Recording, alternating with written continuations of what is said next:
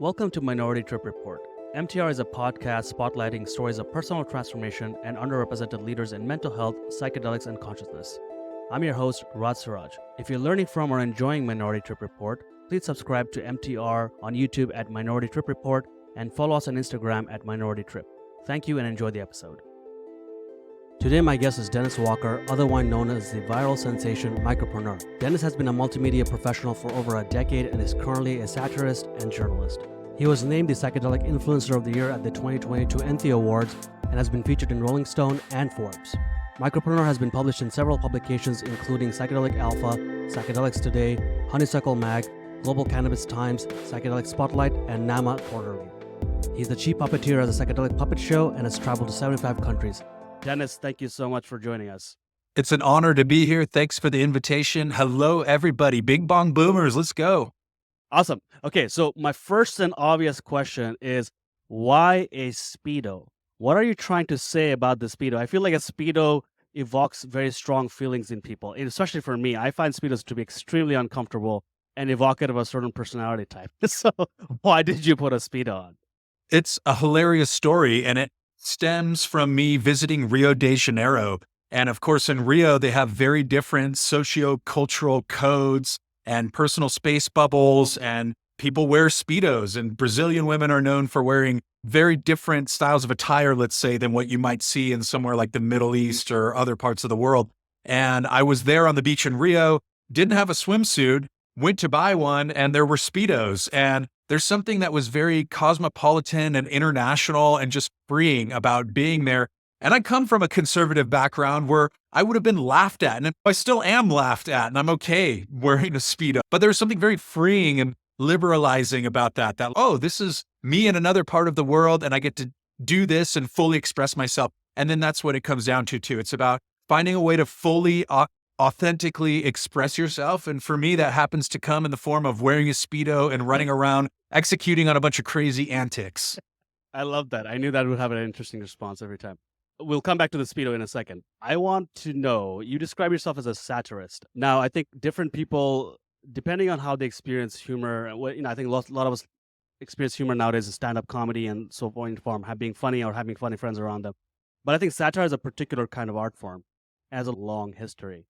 But it's also maybe misunderstood. To me, at least, satire is that jester who gets to stand in court, poke fun at the king, and not get executed because the king thinks he's making fun, or he or she is making fun of not them, but someone else. But really, they are being like the true renegade in the public square. What is a satire to you, and how do you think it's different from other kinds of, let's say, comic or comedy or humor or whatever? Great question. There's a moral component to it, is what I like to say. I think that satire inherently has a moral component to it where you're offering a critique or an analysis and some social commentary, typically targeted at power structures and punching up. I think that there's a element of punching up, if you will, that good satire is often targeted at ignorance, at abuses of power, things like that. And I look at characters like Ali G and, of course, Sacha Baron Cohen. I'm a huge fan of his. And the last Borat movie, where he absolutely satirizes Rudy Giuliani in the most incredible way. And probably some people are familiar with that. But that's what I think distinguishes satire, is that it's punching up and it's offering some kind of social commentary that is essentially a morality tale. And I come from a very Christian background, and that's actually where I started my puppeteering career years ago. And those were little morality tales. And it's the same if you look at the Christian faith, if you look at the Jewish faith, and you look at Islam, and both of us have lived in Saudi Arabia, there's usually parables, right? There's these little stories that are essentially a way of offering a moral compass to how the society should be guided. I think at its best, that's what religion can do, is it can offer parables that can help to frame and guide a society through all of the challenging situations that arise. I think that part about punching up is really important, right? Often I think comedy, at least again, in the mainstream side of things, in terms of how we experience comedy as stand-up comedians and so on, and then comedians get in trouble, right? Because they're like, oh, you're poking fun, you're dehumanizing, or you're minimizing others and so on.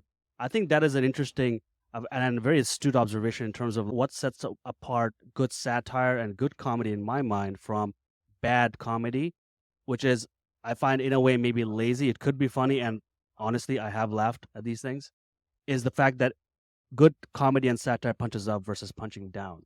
Can you talk a little bit more about why that's important and what does that mean when being practiced? Yeah, I think that there are a lot of skewed power dynamics in the world. This goes without saying, but we see that mapped onto everything now. We see a lot of issues with people having communication between different socio-cultural groups and ethnic groups and classes, social classes. At the end of the day, there's a lot of skewed power dynamics. And I think that satire offers a way to point some of these things out and make ironic statements. That's the very definition of satire, is that it's an intentional, egregious exaggeration of the truth. And in doing that, you are essentially holding up a microscope or holding up a lens to whatever you're examining and scrutinizing. And I happen to find there's a lot of issues with ultra wealthy sort of power concentrations. And I don't have a problem at all with somebody having money. I think that's great. I think it's this idea of like really drastic class inequality. And I find myself one of the underdogs. I'm in a very fortunate position, but I feel a great sense of affinity and have grown up around a lot of underdogs. I grew up with a lot of foreign exchange students, which I think set the setting for a lot of this. As I had exchange students from Venezuela, from Ghana, many from the former Soviet Union. And some of my closest friends have described, yeah, we grew up and never knew when we were going to have running water, and we didn't have power. And then our whole civilization just collapsed around us. I was 13 years old and the Soviet Union fell, and all of a sudden I couldn't get money from my bank anymore. And there was a line around the block just to try to get a loaf of bread. And like in the 90s in the United States, growing up in a really middle-class suburban enclave, it was just fascinating to build these rapport and kinships with these people who came from drastically different backgrounds. And I think that factored into a sense of wanting to see a more equitable and a fairer world. And I've taught high school before, which was an equity project. It was at High Tech High, meaning that I want to say 80% of the students came from socioeconomically disempowered and disenfranchised households, low income, et cetera. So I was around a lot of these people who would be like, yeah, we got 12 people in a 1-bedroom apartment. And it's really powerful and humbling to hear that stuff when you're like, man, I have a pretty good life. Like I've never had to think about these things. So I think that some of those perspectives and my experience growing up around a lot of these communities and being active in a church community that did a lot of outreach, a lot of projects in Mexico, a lot of partnerships with orphanages and things like that, that makes me have an inherent mistrust and skepticism about concentrations of power and wealth and say, okay, if you earn it, great, but don't pretend like you're born on third base and you hit a home run, right? As they say. No, I love that. And, and I definitely want to come back to this framing of the world and having a constant reminder of how fortunate we are. Not only that, but then these power structures are everywhere, particularly in concentration of wealth. And now I think that wealth concentration and inequality is something that all human civilizations through time have probably experienced. I don't think this is one. Yes, Western Europeans colonized and white people still have the upper hand, but also slavery and colonization is an ongoing process in my mind. It never stops. So if we are to actually change the future, we have to acknowledge the past. There's a lot to say about that, but I think let's put a pin on that for 1 second because I do want to first understand your upbringing. Now, you said you grew up Christian and you mentioned going to church. This is a part of Dennis Walker that I think a lot of people in our community do not know yet. And I have the privilege of hosting you on my podcast, and now I get to interrogate you for a change. Tell us a little bit about the set and setting of young Dennis Walker. What was your family like? What set and setting did you grow up? I think you grew up in the Bay Area. Is that right? So I grew up in San Diego, California, and then moved to the Bay Area to San Francisco for college. And I was deeply and still am deeply connected to the Christian faith and the church. It wasn't just we go to church. My mother's father was a pastor and planted churches, as they call it. And that was his whole career. And he had robust relationships all around the world. And in many ways, I think my gift of gab and my showman element comes from that. Growing up, seeing him on stage, building communities, and he was widely respected and would do church swaps where he'd go over to Japan or to Scotland or different places. So that's, again, I think that there's a tendency for people to think that Christians have a closed mindset, but I would argue that that's a blanket statement. I've met plenty of people, my grandfather included, who were raised in the Christian faith, but he was very open to other religions. He was very open to visiting the Middle East and learning about other cultures. And I think that's something that has transferred on to me as well, that like we have our little wheelhouse, we have our understanding of the world and the values that we cherish, but that doesn't mean that we have to shut other people down. We can listen, we can foster empathy. So there's a sense of diplomacy there. So yeah, grew up in the church. We'd host Bible splashes at my house where the youth group and the church services would essentially come over and jump in the pool and do a Bible study. And that was like a huge part of my upbringing, being very entrenched in Sundays at church, but also Wednesdays. But also my mom would volunteer with the homeless shelter. And that's what it's always been called. You could call it the People Without Houses shelter, but it's always been referred to in my world as the homeless shelter.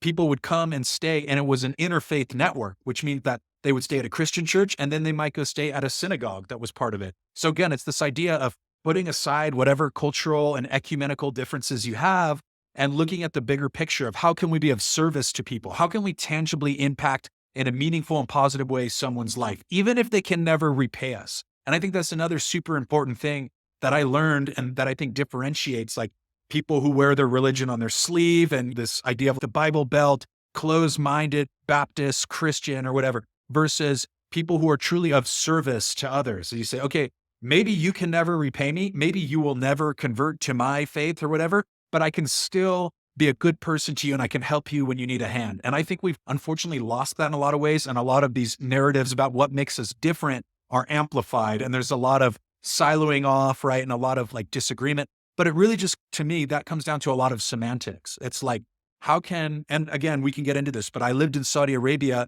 and I saw both of that from the other side. I saw Muslims who very forcibly wanted to convert me and, were unabashed in saying that I would go to hell unless I was a Muslim. And then I saw other Muslims who were just really kind and nice people. And I would pray with them and I'd even go to mosque with them sometimes. And I felt that's who I want to be as a person. And that transfers over to like how I try to approach psychedelics is I don't want to try to be an evangelist and say, everybody needs to do these right now. How can I live my life in a way that touches other people, that they're excited and maybe they want to learn and maybe it's a good fit for them to explore these things?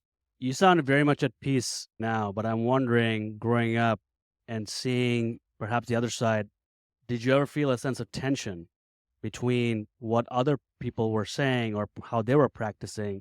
And of course, I mean that in a way that like teen years, especially as men, there's a lot of confusion about how do you impose yourself on the world versus what you learned. A lot of it is conditioning and so on. It's a lot of misdirected anger. Did you ever feel a sense of tension or conflict between your version of God or experiencing religion growing up versus what you're experiencing at that time, being a teenager? It took me a while to frame all of this thinking. And the initial reaction I have is that I was just a participant. I don't think like I was ever actively trying to force my views on anyone else.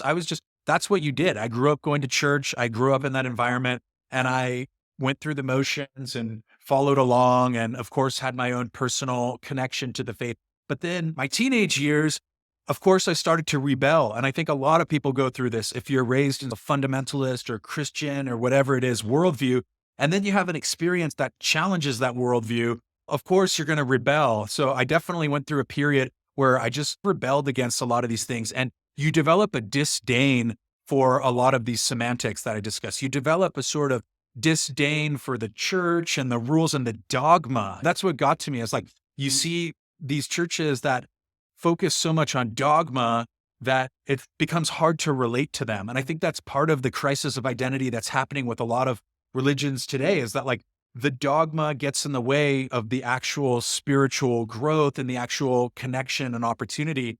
And for example, when I moved to San Francisco, I didn't go to church at all. And then I went to a church service one day that was at a place called Glide. And they were the first church I'd ever seen that was openly welcoming of LGBTQ communities. And that was openly welcoming of a lot of homeless communities and things like that. Like we had our structured programs, we had the shelter, but that was almost like a different project than like the actual church body and the members of the church. So just like that experience opened me up to saying Christianity or Islam or Judaism doesn't necessarily have to have one definition and one super strict set of values. There are ways to ameliorate the humanity side of who we are and to know like I break a lot of the commandments essentially. Like I'm not a really great sterling representation of what I would call a Christian person, but I aspire to be someone who is of service to others and who helps others. So it took me a long time to frame it, but I think we're also seeing this, that people are now trying to reconnect with their roots and with their faiths, because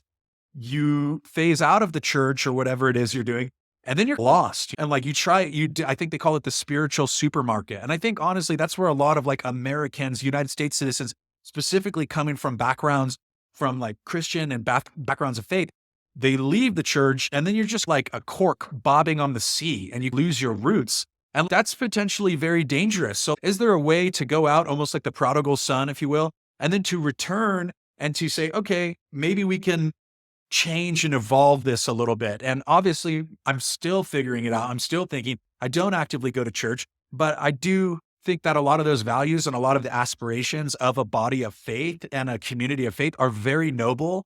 And that in the absence of those, there's a lot more harm that's done and a lot more confusion. So I think that there is going to be more people going back to what we're seeing in like psychedelic religion, psychedelic Judaism. Psychedelic Islam was a track there at Psychedelic Science we went to. And there's Christianity too. There's a number of faith-based communities. Alex Biner just wrote about this in a book that came out, which the name is escaping me, but I learned a lot about Hugh Hunt Priest, I think is his name, in the Ligare community. And I was like, I've been a Christian and a psychonaut for years, and I didn't know any other faith-based communities that were accepting of psychedelics until now. I like that. I like that image quite a lot. A cork bobbing on the sea. I think the spiritual supermarket is not just a Western industrial problem. I think it's a global problem. I think in our pursuit of just materialistic ways of thinking, we've wholesale discounted the power of faith. But also there's a confusion here, right, between religion, which is to me is the political, sort of the hierarchical, structural part of faith, or like how do you bring masses of people together and get them to conform in a particular practice or so, and the difference between that and faith and spirit, right? When I think about a poor farmer in Bangladesh or India, when they go to sleep, going hungry, and they pray and put their hands up to the sky and go, God, just give me another meal so I can feed my family, or something like that. That is faith. That's not religion. That is something that is universal. That is something that as human beings, we notice or we want to believe that there's something beyond us. That's something that can help us.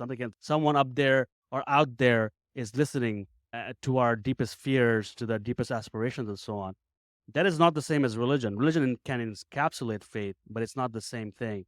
But I think we threw out the baby with the bathwater, right? We said no to religion and this sort of dogma, but we left this huge void in people and communities. And the danger, to your point, is that nothing can exist in a vacuum, and something else will come along and hijack that, right? All, I think, cults, let's say, whether it's like cults in California or terror cells or whatever, all provide some sense of security and community. That's where they form first. And so it does fill a void. So I think the point you're making is really, I look at the sound healers and some of the communities coming up in Saudi now on Instagram. I'm like, you guys look the same as another hipster in Brooklyn. Why is that? Islam has a lot to offer. Inner contemplation, contemplative practices are different in all parts of the world. And yet we've shipped this one idea and image of what a healer looks like. And usually anyway, I have lots and lots to say about that. Well, we'll get to that. And I'm sure you can. Absolutely. Same. So that's really wonderful. Let's talk about a little bit about once you went to San Francisco, you moved there, you went to that church, you had this experience. Where did that part about spending a lot of time with exchange students happen? Was that your time in San Francisco? No, so that was ever since I was 6 years old. We hosted foreign exchange students for 6 months to a year at a time, and sometimes would have 4 of them living with us. So like it was a very international house. We had students from probably around 20 countries, from almost every continent. And you get to build a really deep rapport and connection with them, because this was in the 90s, like 96 was the first time.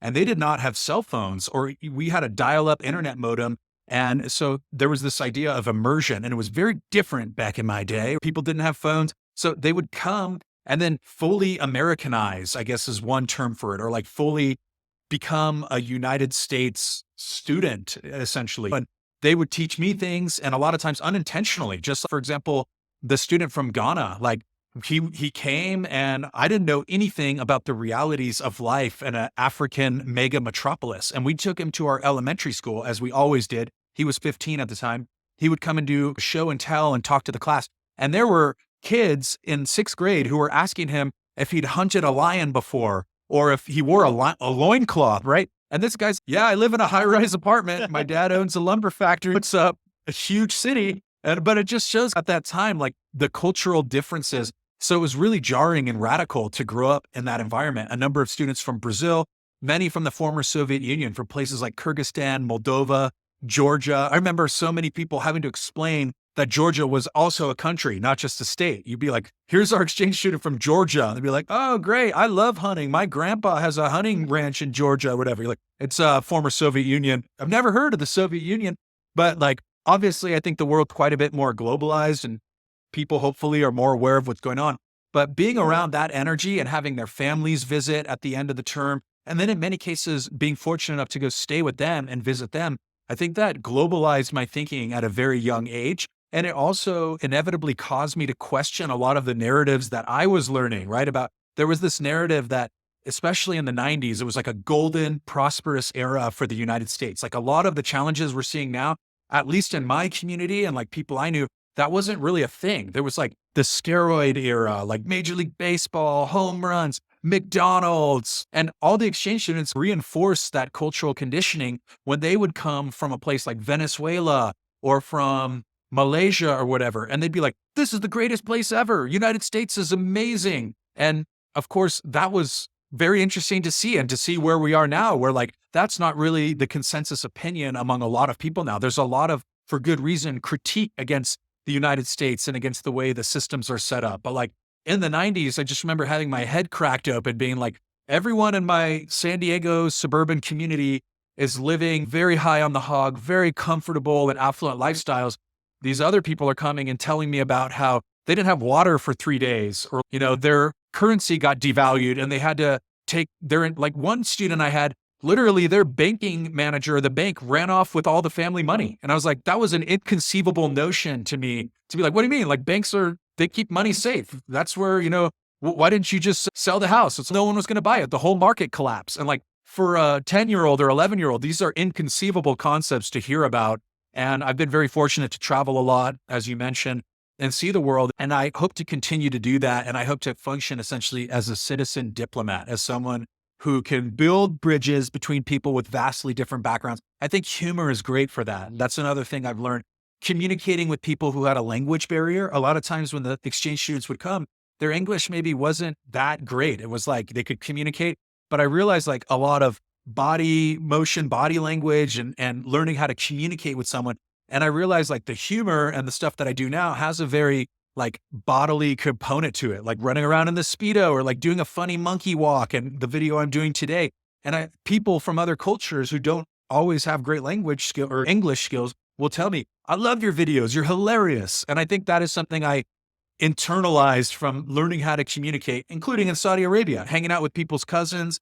And I would get dropped off and they'd be like, oh, my cousin's going to take you out today. They don't speak a word of English. My Arabic is pretty bad. So how do you communicate? You find a way to be funny. You find a way. That's a language that transcends our ability to culturally validate what each other are saying. Totally. I think humor is, humor is one thing that not only transcends language, I think it transcends class, which is really important. Like so when I came to Canada about 20 years ago now, which is crazy to even say out loud, I was like this brown kid who is from Bangladesh, grew up in Saudi for most of the time. My sense of North American or Western culture was all from movies I watched. And in Saudi at that time, I don't know, what years were in Saudi again? 2012 and 13. Okay. So a little more modern than the time I grew up in. I grew up from 1986 to 2000, and even near the late 90s, I had just gotten dial-up in 98, I believe, but we still didn't have satellite TV till a lot later. So all the shows and everything we watched was really from just trafficking VHS tapes from Bangladesh. There were like bootleg videos of movies watching in the in halls and so on. But what I'm trying to get at is I didn't really grow up with the notion of how to interact with people from the West. And when I came here, It was a bit awkward, I won't lie, because on one hand, I like to put myself in uncomfortable positions where I would just want to go hang out with anybody wherever. On the other hand, I don't really have a lot of the pop culture references. Everybody could quote Simpsons and Seinfeld. I don't like Seinfeld. I'm probably one of those rare people who fucking hate Seinfeld. I don't understand it. I don't get it. I don't know why it exists. But everybody's quoting Seinfeld and Simpsons. But as soon as we got to humor and sort of music in particular, like I had this memory of being on tour with Finger Eleven, and was one night they had Cyndi Lauper playing in the tour bus, and I was this awkward kid, quiet the whole time, but then I started belting Cyndi Lauper because I loved Cyndi Lauper. I was drunk, and then I got all the entire bus to sing along with me. That was like a huge realization to me. It's like this is something that transcends. I grew up from a lower income family, but everyone knows how to be funny. Everyone knows how to laugh. Everyone knows how to sing and rejoice and find community and hang out with others and so on. That was a huge thing for me. So I completely agree with you. I think there's so many different ways of getting to know people and to show them who you are and to be authentic. And perhaps we rely too much on spoken language to show people who we are. I want to, before we go to the next the next topic, there is one thing I want to poke into a little bit. As your sense of self, as your relationship to religion, to faith, to dogma, and as you were exposed to all these different cultures around the world, as that evolved, how did that sit with your relationship with your parents? Now, you're from a very Christian family. I'm not sure if your mom and dad are still around. Yeah, they're still around and they're doing great.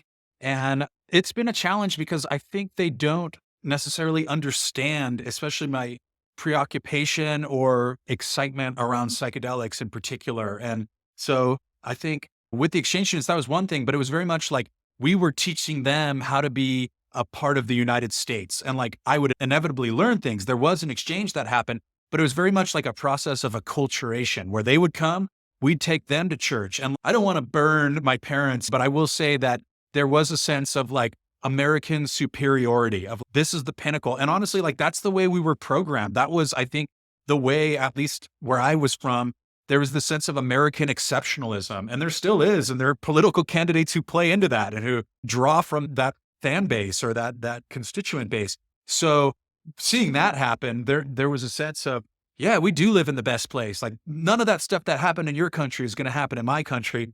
Wow, we're starting to see a lot more social tension here, right? And a lot more awareness. I think a big part of it is just becoming more aware, right, of what's happening. It was very easy to be ignorant of a lot of things if you were born into a certain socioeconomic status in the 90s. And to be honest, it probably still is pretty easy to remain ignorant if you choose to. But really, I think it was the psychedelics that opened my mind. And my first psychedelic experience was actually cannabis, which is interesting in that I had a full-on visionary psychoactive experience on cannabis when I was 17 or so, seeing patterns dancing and seeing people in my life appear before me and uncontrollable hysterical laughing.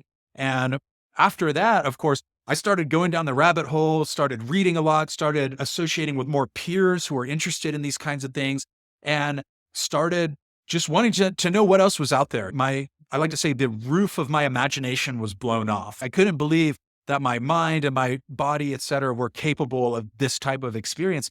And it immediately tied into this idea of an ecstatic religious experience. I'd grown up deeply immersed, as I mentioned, in church, hearing about things like prayer and about sacraments, going up and taking the Holy Communion. But this was the first time I ever really had what I would call a transcendental experience. So I started Googling, going down rabbit holes. This was around 2006, 2007, reading about like appearances of the cannabis plant in the Bible and like the region of Cana and the historical uses.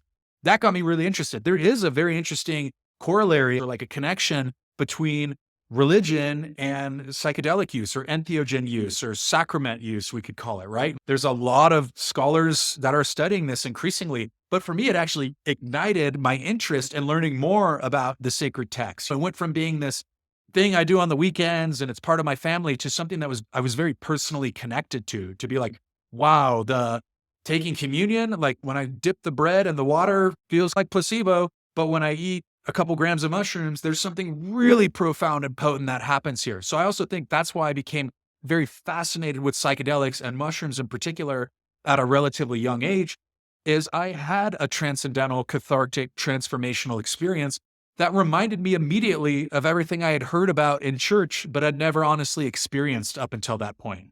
But yeah, that made it actually a little bit different because I tried to explain that to my parents. And as trying to explain this to anyone who doesn't understand it or has not experienced it, you come off like a lunatic, especially when you're 18. Like, I had a vision and I had this. And they're like, are you okay? Do you want to go see like a therapist? And you're like, no, it was the mushroom. The mushrooms gave me visions. And then I learned pretty quickly, like, I probably don't need to lead with that. You're like, I'll just figure out how to do this on my own and maybe I'll explain it down the road.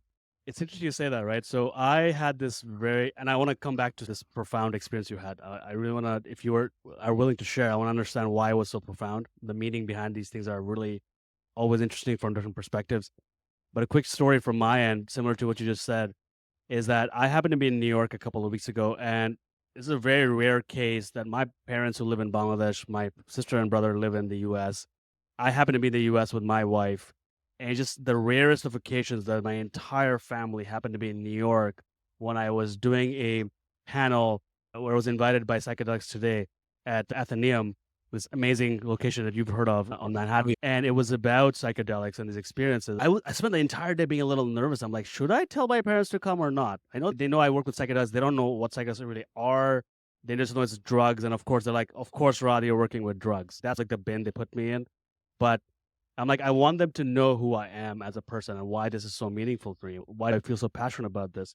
I spent the entire day being very anxious. So I was meditating and it hit me where I'm like, I think the reason I feel so anxious is that my parents haven't really seen this side of me. They haven't really seen who Rod is today as an adult, as a soon to be 39-year-old. And I'm afraid to show them what that is. And I'm like, okay, that's not a good enough reason. I have to push through this. So I did invite them. They came. Ended up being a really profound experience in the sense that I'm talking about these things openly. I'm talking about my own experience openly, without shame, without fear. And my dad sat there, and my mom, who wears the hijab, they're both very devout Muslims.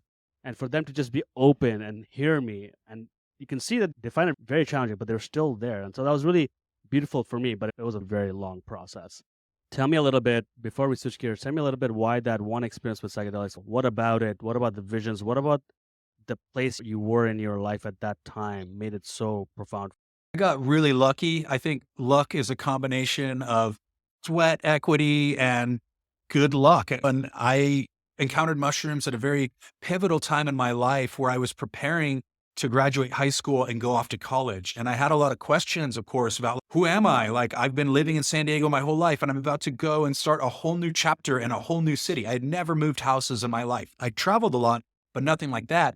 And I had a first low dose psychedelic experience with cannabis and then with mushrooms with a small amount and had a euphoric experience. I was always attracted to the eccentric, artistic, oddball types.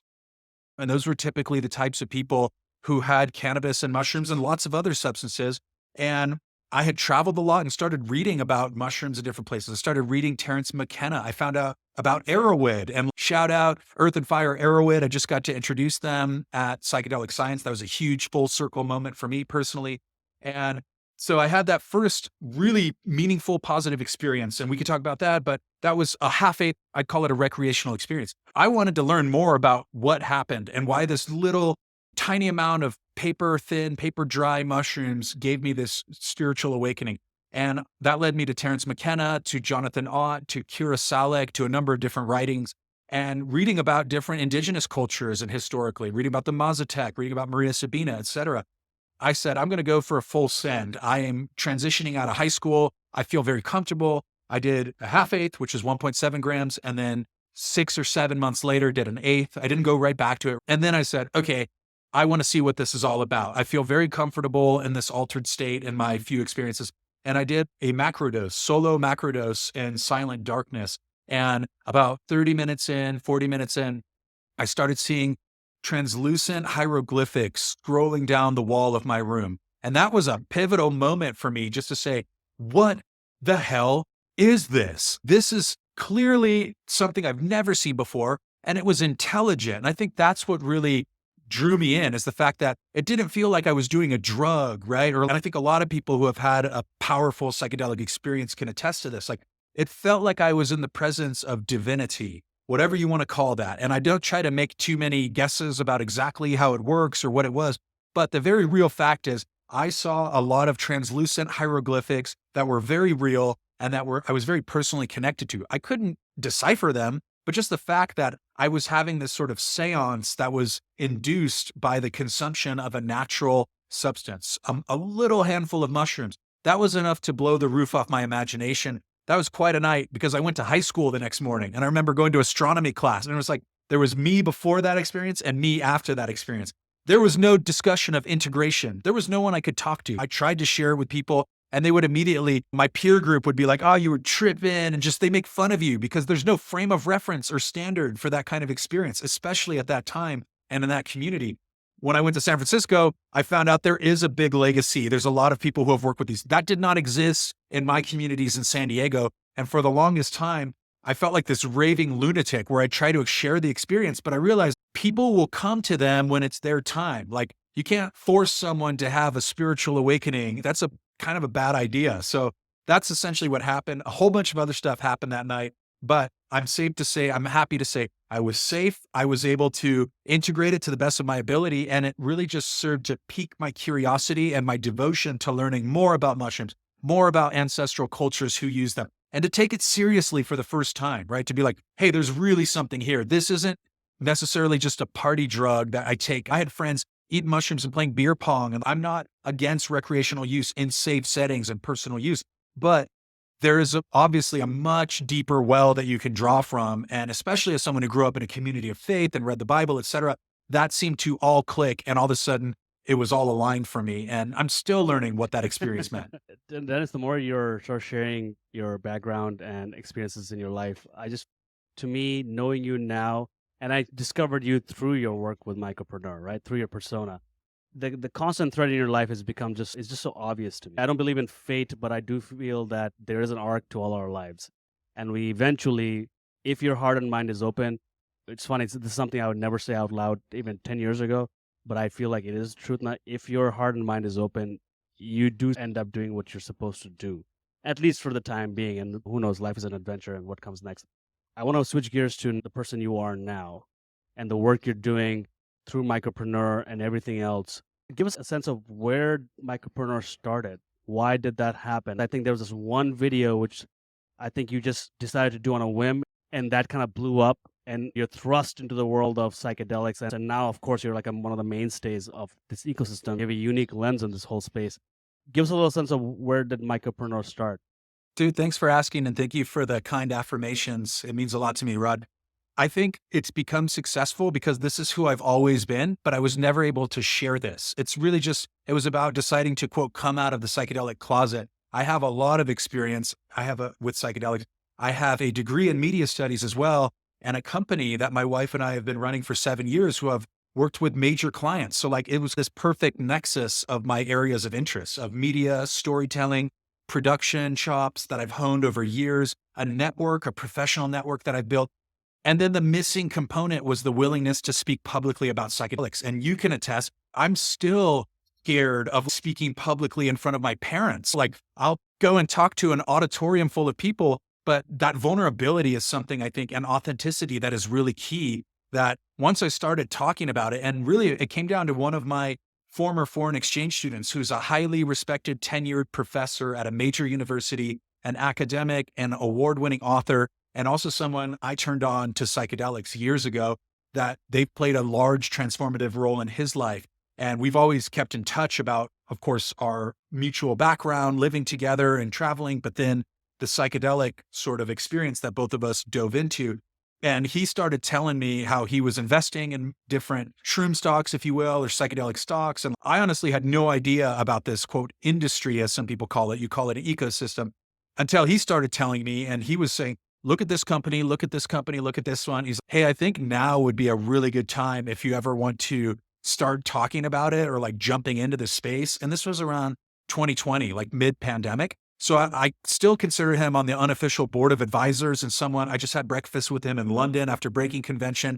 And he has been a huge instrumental presence in this mycopreneurial venture. Just that vote of confidence is what it comes down to. If you take a leap of faith, especially something where you go, There's no going back. I'm going to speak publicly about my relationship with psychedelics or whatever it is.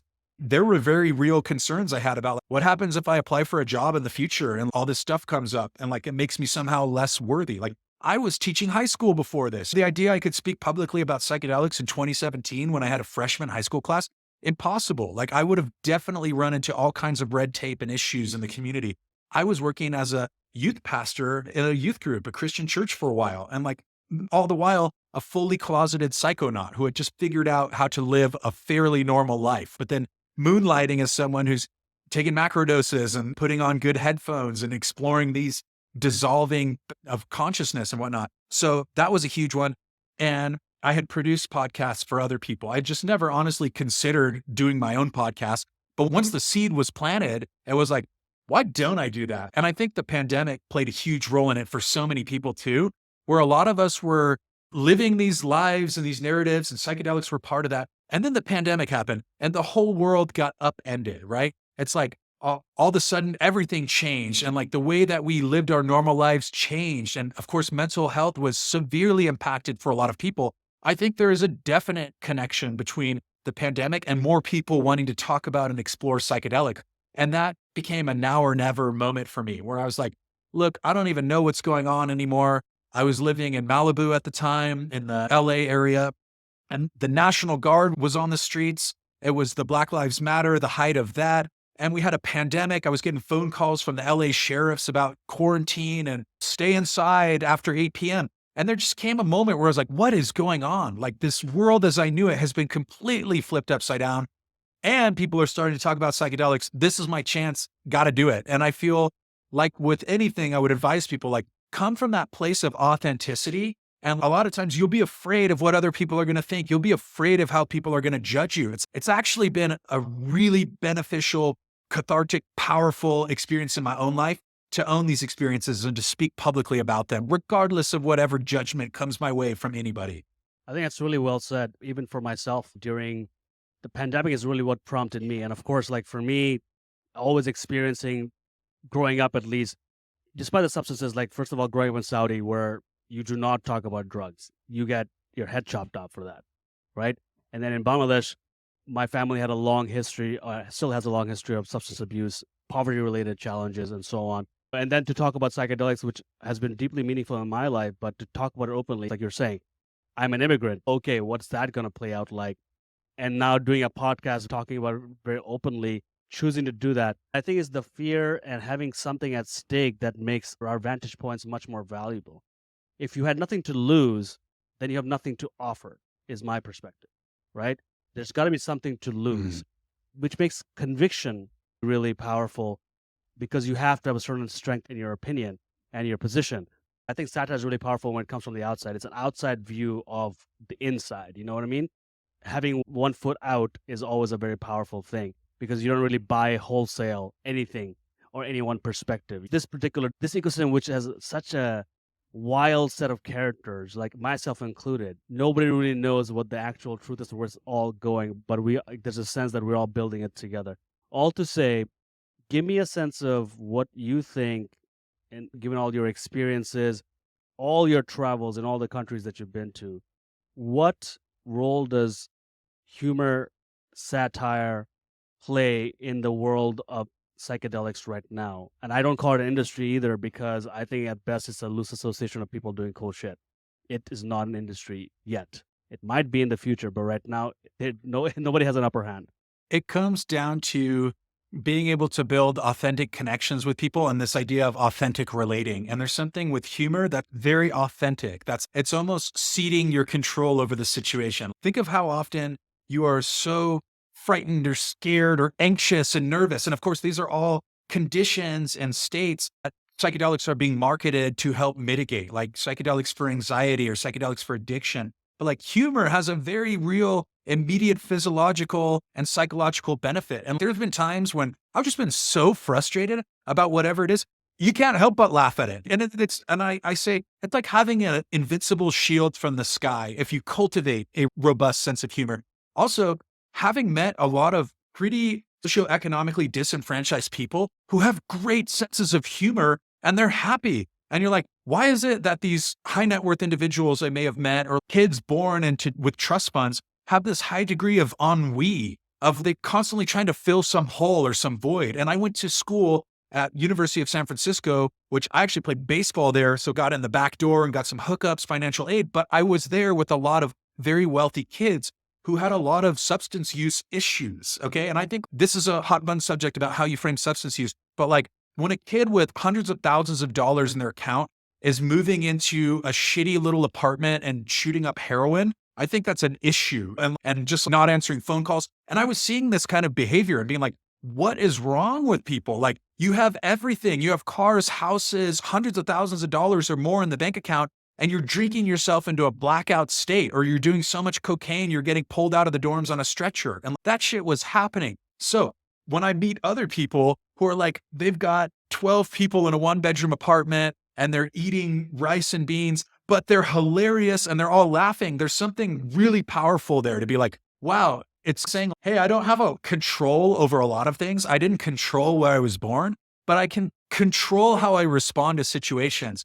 And I also think there's a heavy tie in there with psychedelics too. I think there's a sense for people to suffer their own suffering, as a saying, or like to almost romanticize the sense of trauma, where it's great. We should focus on that. Like I do believe psychedelics can be used as a very therapeutic tool, but maybe there are other protocols or things that you can develop that can also be really beneficial. And I've encountered that a lot where I don't use psychedelics necessarily for explicitly like to address an indication. Like I use them for other purposes. And a lot of times I've gotten a sense of humor out of it, a sense of, wow, that was a hilarious experience. Like that thing that was such a huge deal at the time, that was so frustrating. And maybe I held onto it for years.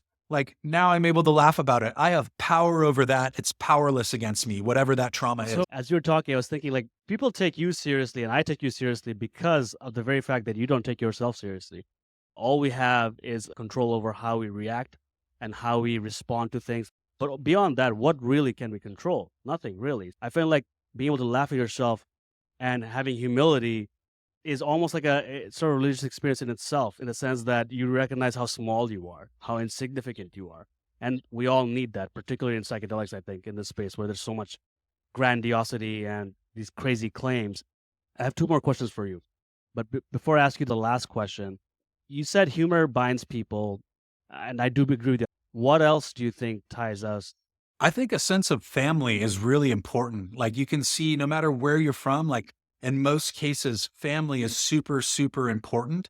And I wish we had more of that culture in the United States. There's this sense of you're 18, you move out, you start your own life in a new city. And then I spent a lot of time in other cultures where the families are multi-generational and they're living around each other. And everyone's like, I went to a stand-up comedy show and performed in Singapore, and there were some Indian comics and they were like, you white people, they're like, you'd never get to understand what it's like to have Indian cousins. Like we go everywhere with our cousins. They know everything we do. You white people call your cousins and see them on Christmas. I was like, that's true. I've hung out with my one cousin I have maybe 20 times in my life. And so I think it's really refreshing to see these like really connected and entrenched families that are all part of working towards the same systems. And so that's one thing I immediately notice is like family binds us, and you can also choose to connect your family. Like maybe you're not born by blood, but there's plenty of people where you go and they say, you're family now. And I think that's one of the best things my family ever did was to bring in the exchange students and say,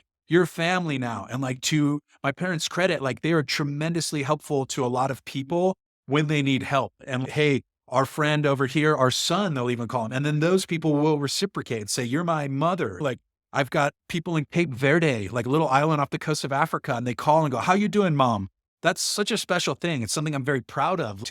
My parents took in a lot of people and it's reciprocated. And now when I go over to wherever it is, I can call them like Ukraine. I went to Ukraine in 2012 and stayed with people, and they rolled out the red carpet. They picked me up at the train station and took me out and didn't speak a lick of English. These were extended family of the exchange students we had, but your family. So I think that's super important.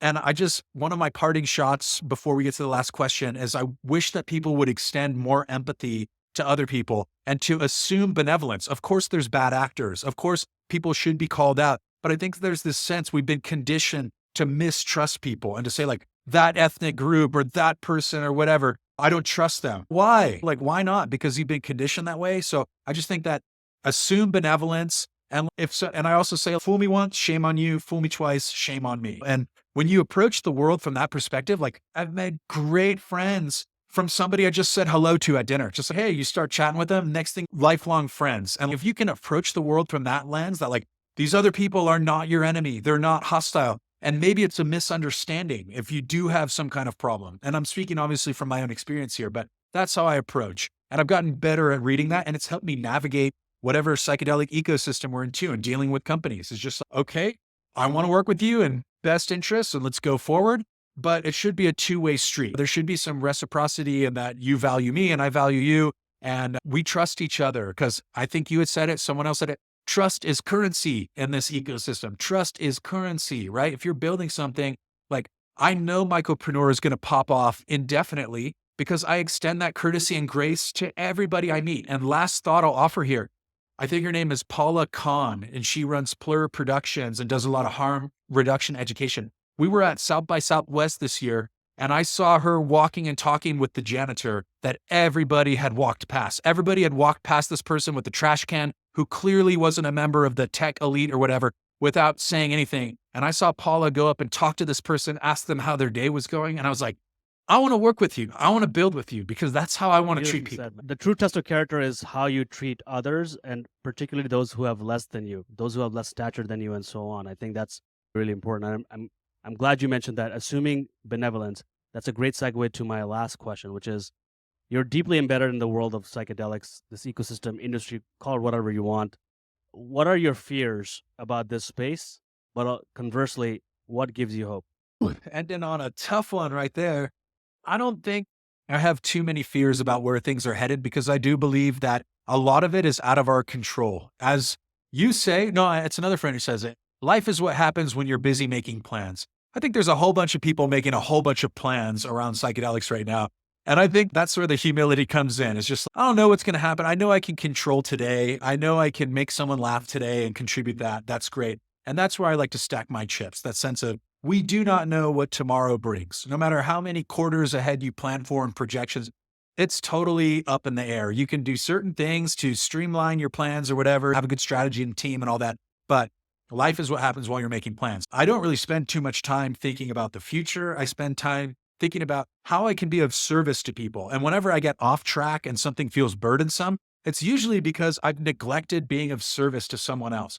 And to that point, I think building one-on-one relationships is where it's at, especially with content and like me making content and having a social influence. There's this tendency to be like, I need to get 1 million views. I need to get this. I need to get that. So that is not what I'm doing. I'm in this to build connections with people, to be of service to people. And as long as you take it from those optics, like you're going to do just fine. So that's what gives me hope. There are a lot of really valuable contributions to the space. There are a lot of amazing people doing independent work. And that's the last part I guess I'll end on as I emphasize the importance of try to take as much control as you can over your project. I have come from a place where I've been let go from my teaching positions, or my wife had cancer and we lost our health insurance. And like, what a rocky road, those kinds of times. So now that I do have a platform that is largely under my control, like that is a really special place to be. And it's also what emboldens me to quote, speak truth to power or say things other people don't want to say. Because I understand a lot of people are afraid of how their sponsors or their